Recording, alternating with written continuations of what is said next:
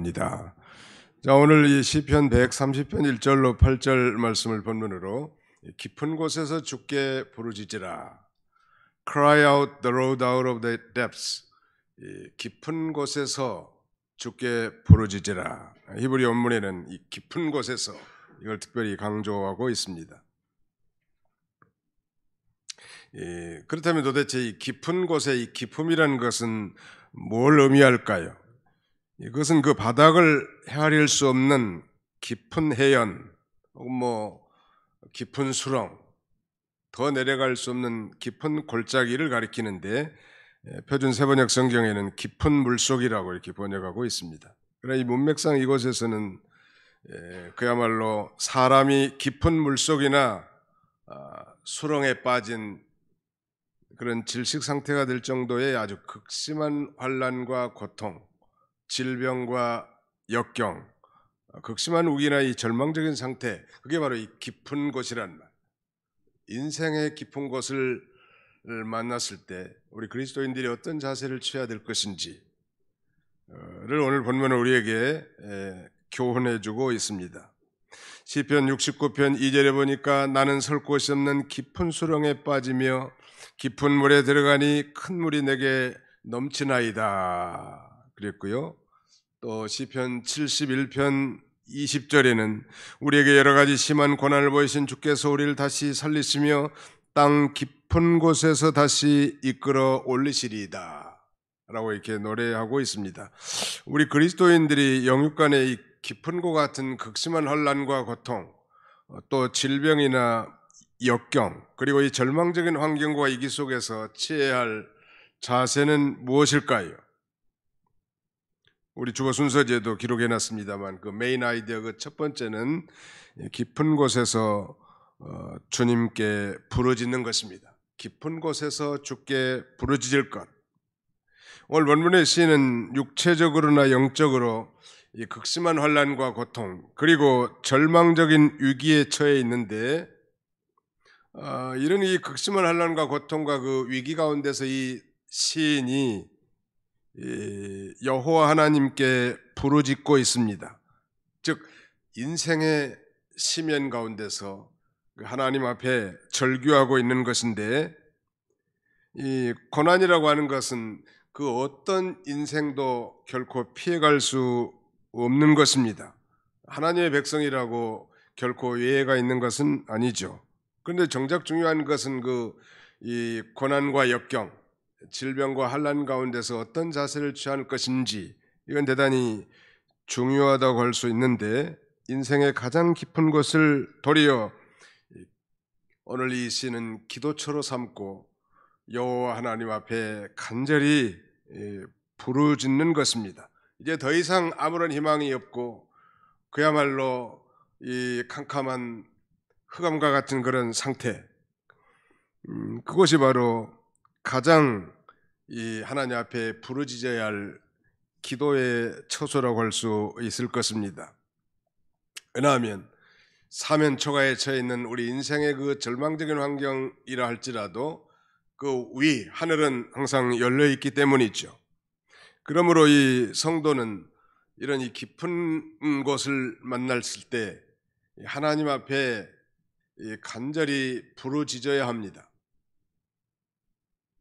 우리는 대개 이 묵상 기도에 상당히 훈련이 돼 있고 익숙하기 때문에 소리를 내서 기도하는 것이 좀 어색할 때가 많이 있습니다만 설교 형태자 영국의 찰스 스펄전 목사는 열정 없이 기도하는 사람은 전혀 기도하는 것이 아니다. 그저 눈만 감고 이렇게 기도하는 흉내만 낸다면 그것은 더 이상 기도가 아니라는 거예요. 정말 묵상을 한다 할지라도 간절한 그 부르짖음과 애원이 그 속에 들어있어야 할 것입니다. 여호와여 내가 깊은 곳에서 주께 부르짖었나이다 그랬는데 이 영어 번역에 보니까 Out of depths I have cried to the Lord. 깊은 곳에서 내가 당신께 여호와께 부르짖어 왔나이다. 이런 현재 완료의 시제인데 이것은 이 시인이 지금 당장 어떤 그 고난만이 아니라 과거에 어떤 일정한 기간부터 고난이 급습하고 절망적인 상태, 그런 깊숙한 것이 계속되어 왔고, 그런 중에 그는 하나님 앞에 간절히 부르짖어 왔음을 이렇게 암시하고 있습니다. 자, 우리 시편 102편 1절로 2절을 찾아서 같이 한번 통독하겠습니다. 시편 102편입니다. 앞으로 좀 넘어가서 시편 제 102편 1절로 2절, 우리 가정에서 우리 성도님들도 함께 본문을 찾아서 읽으시기 바랍니다. 시편 102편 1절로 2절 시작. 여호와여, 내 기도를 들으시고 나의 부르짖음을 주께 상달하게 하소서. 나의 괴로운 날에 주의 얼굴을 내게서 숨기지 마소서. 주의 귀를 내게 기울이사 내가 부르짖는 날에 속히 내게 응답하소서. 나의 부르짖음을 주께 상달하게 하소서. 즉 자신의 부르짖는 간절한 기도가 하나님께 이르게 해달라고, 그러면서 나의 괴로운 날에 주의 얼굴을 내게 숨기지 말아달라고, 아니 주님의 귀를 내게 기울이사 자신이 부르짖는 날에 속히 응답해달라고 이렇게 간절히 기도하고 있습니다. 우리 하나님께서는 성도가 사망의 음침한 골짜기로 다닐지라도 그러니 절망적인 기품 속에서 하나님 앞에 부르짖을 때 하나님은 들으시고 그 환난에서 건져주시는 하나님이시죠. 환난 날에 나를 부르라, 내가 너를 건지리니 내가 나를 영화롭게 하리로다 라고 말씀하셨죠. 근데 사실 이 깊은 곳에 처했을 때 우리가 당연히 기도해야 될 줄 알지만, 우리 조 집사님 기도한 것처럼 부르짖지 않는다는 것이 심각한 문제란 말이에요. 그럼에도 불구하고 부르짖으면 하나님이 그 기도를 들으시고 인간 지각에 뛰어난 이 방법으로, 기적적인 능력으로, 도대체 사람의 힘으로는 도대체 그 깊은 곳에서 빠져나올 수 없는 시면이라도 만능의 하나님께서는 해결책이 있고 건져 주실 것입니다. 믿으시면 아멘 합시다. 시간 관계상 성경을 길게 읽을 수는 없지만 그 시편 107편은 시편의 제5권 중에 시작하는 첫 시편인데요. 시편은 150편인데 그걸 5등분으로 이렇게 나눠져 있죠. 거기 보면 시인이 당하는 여러 가지 그 절망적인 환경 가운데서 부르짖는다는 내용들이 반복되어 있습니다. Cry out in their trouble. 그들의 곤란 가운데서, 고난 가운데서 하나님 앞에 부르짖는다는 것. 거기 반복되는 구절이 자주 나타나 있는데요. 가령 광야 사막 길에서 방황할 때, 혹은 흑암과 사망의 그늘에 앉으며 곤고와 쇠사슬에 매였을 때, 허물과 제약으로 고난당할 때, 그리고 광풍이 있는 바다에서 그 위험으로 말미암아 부르짖을 때, 이렇게 언급합니다. 이에 그들이 근심 중에 여호와께 부르짖음에 그들의 고통에서 건지시고, 또 다른 표현은 이에 그들이 그 환난 중에 여호와께 부르짖음에 그들의 고통에서 구원하시되, 그리고 이에 그들의 고통 때문에 여호와께 부르짖음에 그가 그들의 고통에서 그들을 인도하여 내시고, 이 킹제임스 버전은 한결같이 cry out in their trouble, 고난 가운데서 여호와께 부르짖는다고 이렇게 반복하고 있습니다. 히스기야 왕은 죽을 병에 걸려서 선지자 이사야로부터 사형 선고를 받았지만, 그럼에도 불구하고 그는 성전에 들어가서 벽을 향하여 하나님 앞에 간절히 부르짖을 때 하나님께서 그의 수명을 15년 연장해 줬다고 성경은 그렇게 증거하지 않습니까? 인생의 시면, 정말 깊은 곳, 더 낮아질 수 없는 그런 실패와 좌절, 역경과 고난, 질병 가운데서 하나님 앞에 부르짖을 때 그 기도를 하나님이 들으신다는, 저 사자굴에서 부르짖는 다니엘의 기도, 그의 친구들의 풀무불 속에서 부르짖는 그들의 기도를 하나님이 들으셨습니다. 아니 요나는 하나님의 명령을 거절하고 다시스로 도망가다가 풍랑을 만나 그야말로 바다에 던져졌고, 그는 큰 물고기에서 삼켜졌는데 그는 수월의 뱃속에서 하나님 앞에 부르짖었고, 하나님은 그의 기도를 들으시고 그를 저 니느웨 해변가에 토해내시는 기사를 우리가 익히 잘 압니다. 베드로는 복음을 증거하면서 이제 감옥에 갇혀 있습니다. 헤롯이 야고보 예수님 12제자 가운데 야고보를 죽이니까 백성들이 너무 좋아한단 말. 그래서 유대인들의 환심을 사기 위해서 이제 베드로를 쇠사슬에 메고 감옥에 가두었습니다.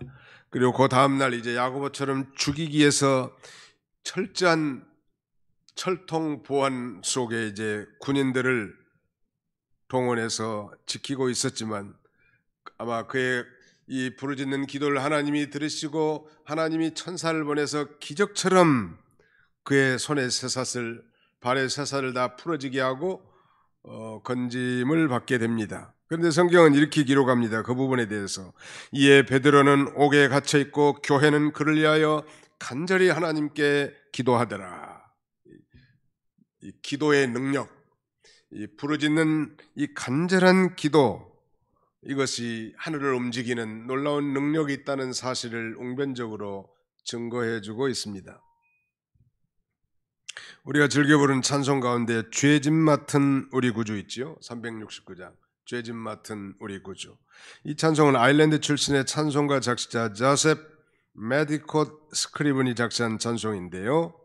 이 스크리븐이 고독과 낭망 그리고 슬픔 속에서 1855년 중병으로 누워있는 자기 어머니를 위로하기 위해서 쓴 찬송시입니다.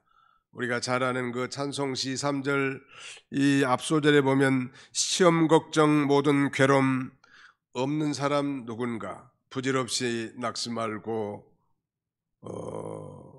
주께 기도드려 아뢰세 그렇게 쓰고 있고요. 3절에도 근심 걱정 무거운 짐 많이 진 자 누군가 피난처는 우리 예수 주께 기도드리세라고 노래하고 있습니다. 오늘 본문에서는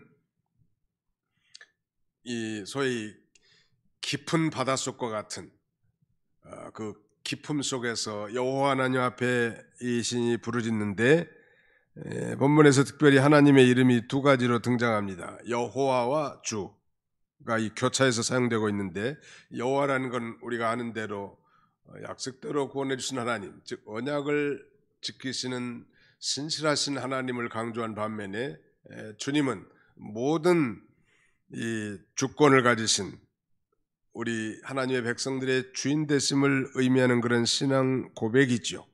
그러면서 그는 하나님 앞에 부르짖으면서 바로 하나님이 언약에 신실하신 자신의 이 주님이신 것을 그렇게 고백하면서 깊은 곳에서 부르짖는 당신의 종인 자신을 구해는 해달라고 하나님 앞에 간절히 부르짖고 있습니다.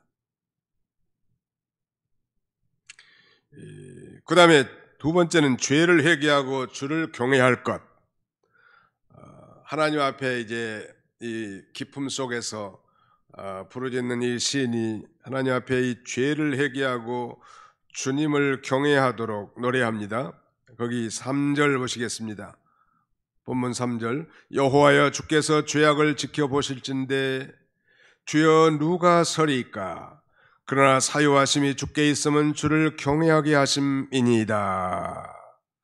이 성도가 이 고난과 고통 중에서 취해야 할 중대한 그 자세, 인생의 시면, 그 절망적인 환경 가운데서 취해야 할 첫 번째 자세는 주께 부르짖는 것이라고 한다면 그 다음에는 죄를 회개하고 주님을 경외하는 것입니다. 이 고통의 원인이 자신뿐만 아니라 이스라엘 전체가 하나님 앞에 이 죄악에 있음을 겸허하게 인정하고 있는데 그러면서 하나님께 지금 사유하심을 간구하고 있습니다. 즉 하나님께 용서를 빈 것이죠.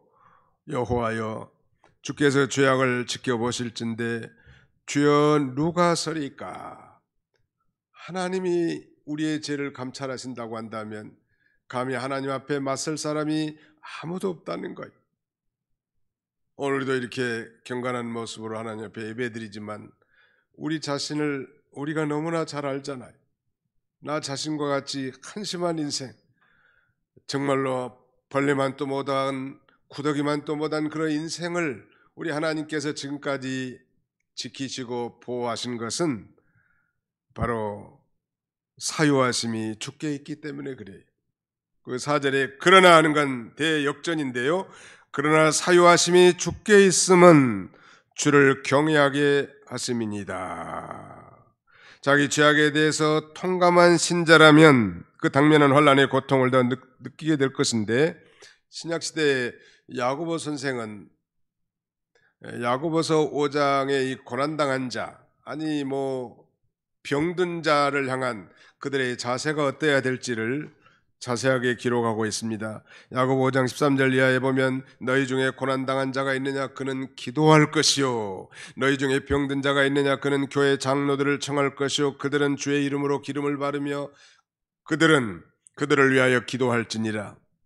믿음의 기도는 병든 자를 구원하리니 주께서 그들을 일으키시리라. 혹시 죄를 범하였을지라도 사하심을 받으리라. 그러므로 너희 죄를 구하며 병이 낫기를 위하여 서로 기도하라. 의인의 강구는 역사하는 힘이 많으니라.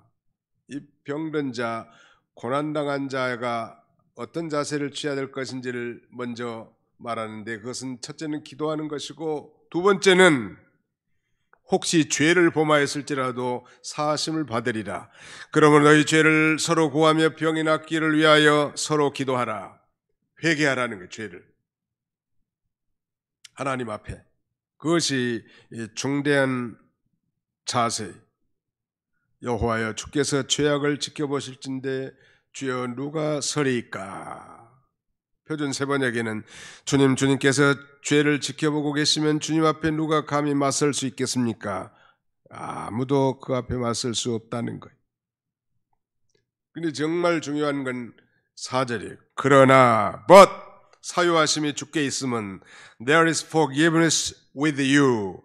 주를 경외하게 하십니다. That you may be feared.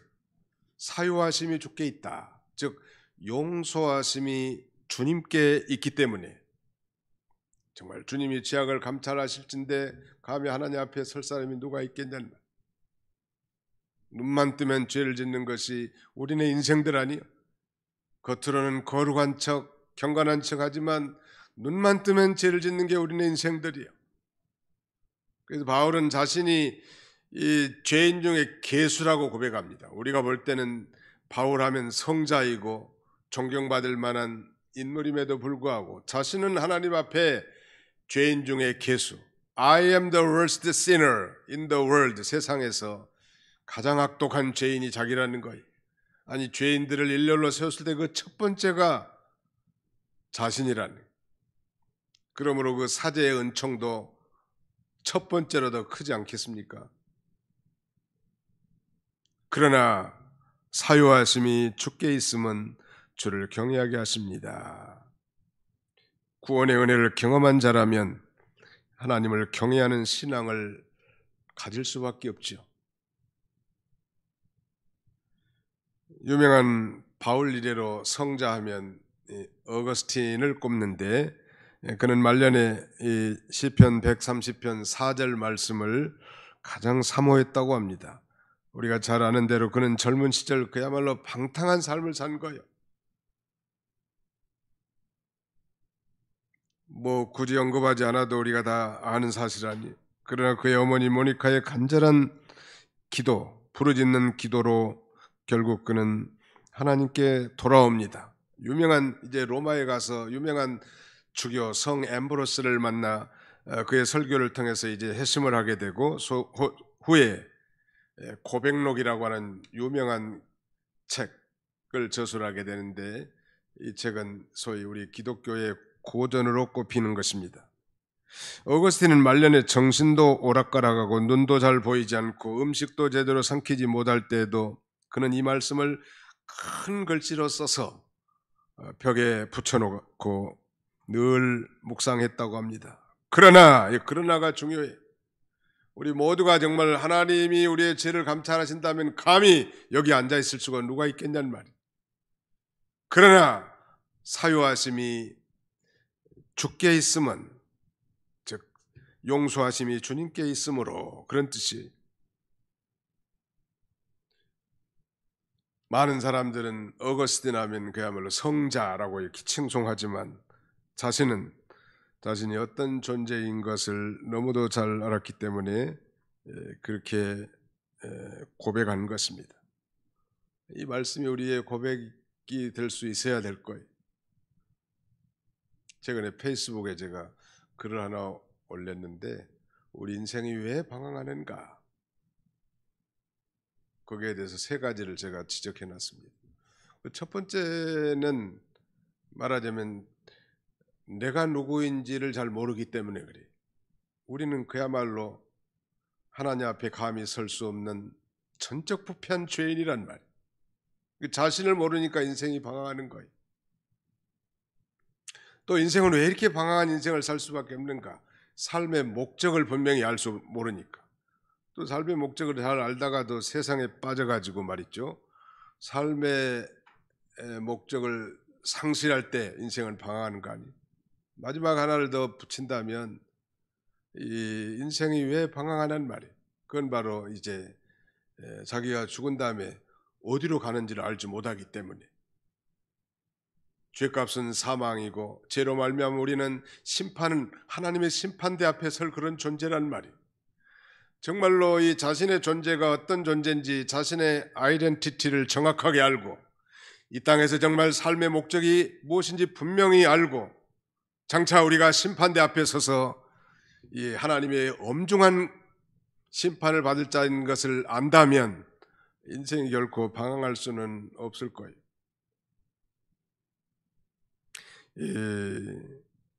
사람은 다 죄인이기 때문에 하나님께서 우리의 죄를 보시고 그대로 벌하신다고 하면 하나님 앞에 설 자가 아무도 없다는 것. 그러나 사유하심이 주께 있으므로 사람들이 하나님께 나와 진정으로 뉘우치고 회개하면 다 용서해 주십니다. 예수님이 오시기 약 7년 전에 대표적인 인물은 다윗 아니요? 다윗은 자신의 후손을 통해서 인류를 죄에서 구원할 구세주 메시아가 온다는 사실을 믿었습니다. 그는 대죄를 범했죠. 정말 용서받을 수 없는 죄 요새로 말합니다. 그럼에도 불구하고 그는 뻔뻔하게 이렇게 노래합니다. 허물의 사함을 받고 그 죄의 가려우심을 받는 자는 복이 있도다. 그 마음에 간사함이 없고 여호와께 정죄를 당치 않을 자는 복이 있도다. 자기가 그런 존재라는 걸 말하죠. 어떻게? 믿음으로 장차 사제의 은총을 베풀어 주실 메시아의 도래함을 믿음으로 바라보고 오히려 사제의 은총을 하나님 앞에 감격적으로 찬송하고 있는 것입니다. 이런 사유하심의 은총을 베풀어 주신 것은 이제 인생의 목적을 바로 알고 사람의 근본을 바로 깨닫고 살도록 하게 하는 거예요. 그러나 사유하심이 주께 있으면 그를 주를 경외하게 하십니다. 즉 하나님을 경외하며 살도록 하게 하는 것. 이게 인생의 목적 아니겠습니까? 하나님을 경외하며 그 명령을 지키는 것이 사람의 본분이라고 했는데 그걸 통해서 하나님 앞에 영광 돌리는 삶을 살도록 지원받았다는. 오늘날도 수많은 사람들이 방황합니다. 아예 예수를 믿지 않고 복도 하도 줄 수 없는 우상을 섬기는 자들은 제게 두더라도 예수를 믿고도 정말 자신이 어떤 존재인 줄 까마득하게 다 잊어버리고 삶의 목적을 상실하고 장차 주님 앞에 설 이런 엄미한 심판대 앞을 바라보지 못하고 사는 그런 존재들이기 때문에 인생들이 방황할 수밖에 없단 말이에요. 이 마지막 하나는 주를 기다리며 말씀을 바랄 것. Wait for the Lord and hope in His word. 주님을 기다리며 말씀을 바랄 것. 5절 보십시오. 나 곧 내 영혼은 여호와를 기다리며 나는 주의 말씀을 바라는도다.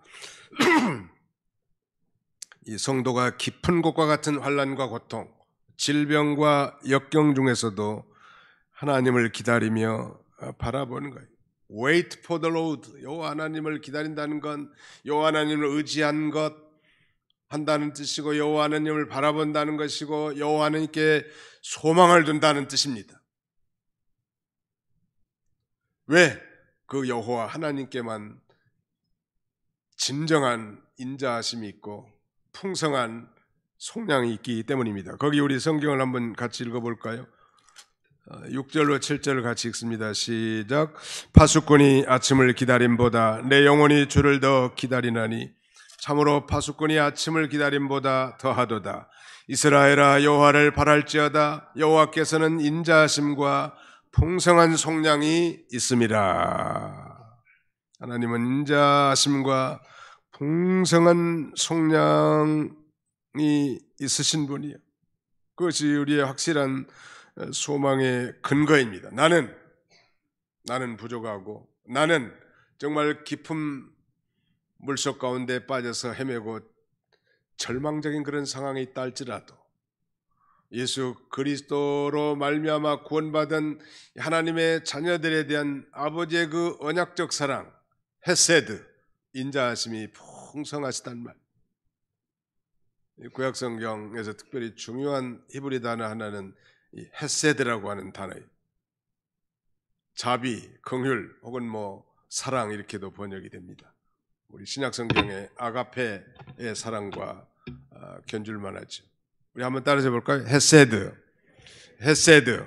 이게 말하자면 언약적 사랑이에요. 언약적 사랑.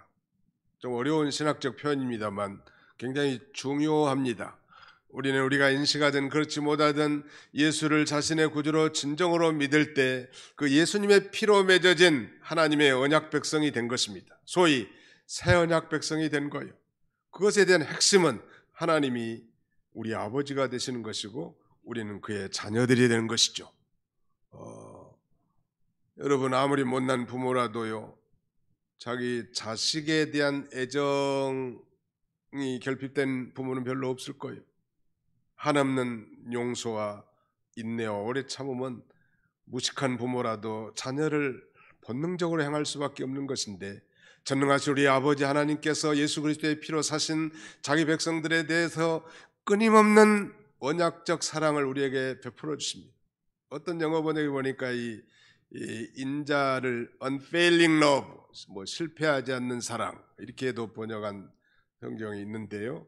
아무튼 인자하심, 시편 136편에는 그 인자하심이 영원하도다라고 20번 이상이나 반복하잖아요. 그 인자하심이 영원함이로다. 우리가 이렇게 죄지면 즉각 심판하고 정말 사람들 같으면 다 내버렸을 건데 오늘날까지 살아있는 것은 바로 여호와 하나님의 인자하심 때문이에요. 믿으시면 아멘 합시다. 우리가 잘나서 그런 거 아니요. 여호와 하나님의 그 인자하심 뿐만 아니라 오늘 본문의 7절 하반절에는 풍성한 속량이 있습니다. 우리의 죄가 정말 머리털보다도 더 많지만 하나님께는 풍성한 속량, abundant redemption이라고 하는데 다른 번역에는 full redemption이라고 되어 있습니다.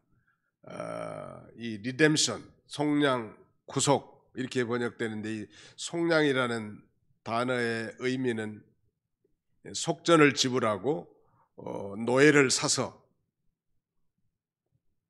양민이 되게 하는 행위, 이것을 속량이라고 합니다. 그러니까 노예로 팔린 사람에게 돈을 지불하고 자유 시민이 되게 하는 행위를 속량이라고 합니다. 우리는 다 아는 것처럼 우리가 태어날 때부터 우리는 죄의 종이고 죄의 결과로 말미암은 사망의 종일 뿐만 아니라 죄와 사망을 무기로 우리를 짓누르는 마귀의 종이었는데 바로 긍휼이 풍성하신 하나님의 그 큰 사랑을 인하여 속량, 곧 구속함을 얻게 된 것입니다. 그러니까 하나님은 풍성한 이 속량이 있는데, 속량이라는 것은 속전을 지불하고 구원해내는 거 아니겠습니까? 그러니까 하나님은 돈이 많은 거요. 노예 한 명 값이 예수님 당시에는 예수님이 은 30냥에 팔렸잖아요. 요셉은 애굽의 종으로 은 20에 팔립니다. 그러니까 은 20세겔, 30세겔이 종값인데 하나님은 돈이 엄청나게 많아. 이게 모든 자기 백성들, 모든 노예를 다 사고도 남는 그런 속전을 갖고 계십니다. 믿으시기 바랍니다. 바로 그 풍성한 속전은 예수 그리스도를 가리키는 것이죠. 바로 예수 그리스도의 십자가에 흘리신 그 강물같이 흐르는 피가 아담 이래로 장차 예수 그리스도의 재림할 때까지 강물처럼 흐르는데 그곳에 미역을 감기만 하면, 그 피의 씻음을 받기만 하면 엄청난 속량의 은총을 받게 되는 거예요. 그래서 우리가 현재까지 존재하는 거예요. 그러므로 지금도 정말 깊은 물속과 같은 고난과 절망, 아니 질병과 역경 가운데 빠져 있다 할지라도 엄청난 인자하심과 풍성한 속량하심이 있는 하나님 앞에 부르짖고 자신의 소유를 되돌아봐 진정으로 회개하고 하나님을 경외한다면 하나님이 그 깊은 곳에서 우리를 건져줄 거라는 그런 확신이 이 시에 짙게 묻어 있는 것입니다. 그러므로 마치 파수꾼이 아침을 기다린 것처럼 우리가 주님을 바라보고 기다리는 거예요. 추운 겨울, 이 파수꾼은 정말 시간이 잘 안 가. 빨리 아침이 되기를 기다리는 것처럼 늘 주님의 임재가 충만하게 머물고 주님과 풍성한 교통하는 그런 이 삶을 바라는 것입니다. 왜 이렇게 여호와를 기다리고 하나님 말씀을 바랄까? 그것은 환난 중에 도와주시고 그 죄와 불의를 이기게 해주실 분은 오직 하나님뿐이시기 때문이죠. 절박한 환경, 인생의 시면 가운데서 여호와께 부르짖는 자는 여호와의 풍성한 인자하심과 속량을 입혀주시고 건져주시고 회복시켜주시는 하나님이시기 때문입니다. 우리 찬송가 363장은 제가 종종 인용합니다만 내가 깊은 곳에서 이런 그 찬송가인데 이 찬송시를 작시한 사람은 유명한 종교개혁자 마르틴 루터 신부님이시죠. 그런데 이 찬송의 가사 내용을 자세히 살펴보면 오늘 시편 130편을 두 절씩 1절로 8절이니까 두 절씩 운율에 맞추어서 네 절로 만들어 놓은 기도 찬송시인데요. 이 찬송은 환난과 고통 속에서, 즉 깊은 곳에서 하나님의 확고한 사랑과 구속의 은총을 믿는 이 시편 기자가 그 사랑을 통한 이 죄의 용서와 그 깊은 곳에서 구원을 간구하는 그런 은혜로운 찬송입니다. 정말 깊은 곳, 아무도 도와줄 수 없고 스스로 힘으로도 나올 수 없는 깊은 시면, 절망적인 상태에서 우리 그리스도인들이 어떤 자세를 취해야 할까요? 이 시는 여호와 하나님 앞에 부르짖었다는 것. 우리 너무 좀 점잖은 기도를 많이 하는데 사실은 좀 산이나 개인적으로 들판에 가시면 좀 소리를 내서 기도하는 것도 참 좋은 것 같아요. 공동체 안에서 이렇게 다른 사람 방해하면서 시끄럽게 떠드는 것은 덕스럽지는 못하지만 이 절박한 환경에 처한 사람이 지금 평안한 거래할 수 있겠냐는 말. 옛날에 어떤 장로님 같이 산기도 가보면 이분은 뭐 기도할 때 아주 뭐 예난 사람처럼 끙끙 앓아. 소리는 지르지 않는데 하면서 아주 하나님 앞에 부르짖어요. 하나님도 다 그 간절함을 들으셨을 것 같아요. 인생의 가장 깊은 곳을 원망과 한탄이 아닌 기도의 좌소, 기도의 자리로 삼아야 합니다. 저는 최근에 제 아내가 난소암이라고 하는 정말 생각지 못할 어려운 병에 이제 진단을 받게 됐습니다. 너무 이제 복통이 심해서 이제 산부인과를 갔는데 그 산부인과 의사가 깜짝 놀라는 거, 왜 이렇게 지금까지 있었느냐고. 그 오른쪽 난소 쪽에 혹이 9cm, 7cm 엄청난 큰 혹이 있는데 모양이 좋지 않다는 거예요. 빨리 큰 병원에 가서 진단을 해봐야 되겠다고 써주더라고요. 이렇게 진단 써주잖아요. 상급 병원에 가려면. 부랴부랴 이제 서울대병원에 가서 외래로 가서 진단을 받기 전에 이제 CT도 촬영했는데 뭐 9cm래. 이게 뭐 급속하게 자란대요. 그래서 뭐 청천벽락아니요?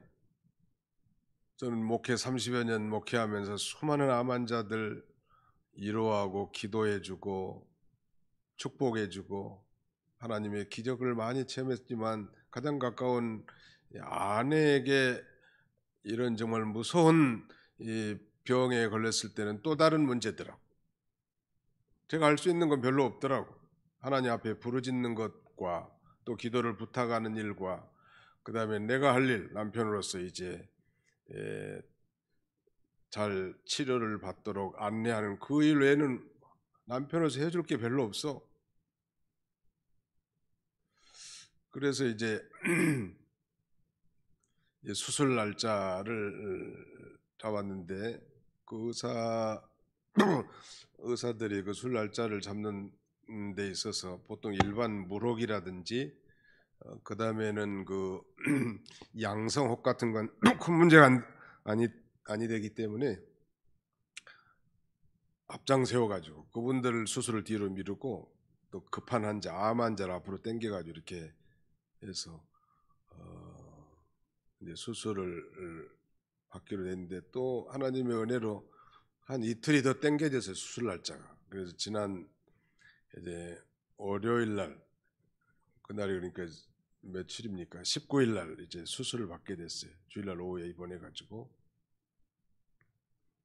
수술은 잘 됐다고 그러고 또 여러분들이 기도 많이 해주셔서 잘 됐는데 이제 뭐 이 난소암이라는 게 아주 안 좋은 암이더라고. 난소암은 발견되면 3, 4기래요.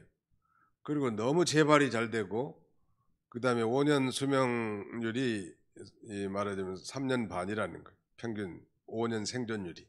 그렇게 안 좋은 암인데 다행히 3, 4기는 아니고 한 1, 2기 정도 된다고 합니다. 1, 2기 정도하고 3, 4기는 하늘과 땅 차이인데요. 저도 이제 공부를 좀 많이 하게 됐어요.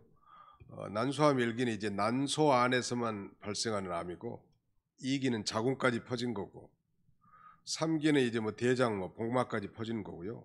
4기는 이제 림프까지 퍼져가지고 3, 4기는 그러니까 온 장기에 씨앗이 뿌려진 것처럼 혹들이 그냥 다 나는 거예요. 근데 이제 집사람 경우는 이제 1기에서 2기라고 하는데 아직 조직 검사가 끝이 안 났기 때문에 조직 검사가 끝나면 이제 정확한 병기는 알 수 있다고 합니다. 그래서 이제 퇴원을 하게 되면 요양병원이나 좀 조용한 곳에 좀 한 달 가까이 쉬게 할 생각이고 그 다음에 이제 끝나면 이제 또 항암을 해야 된다는 거예요. 한 3주 후에.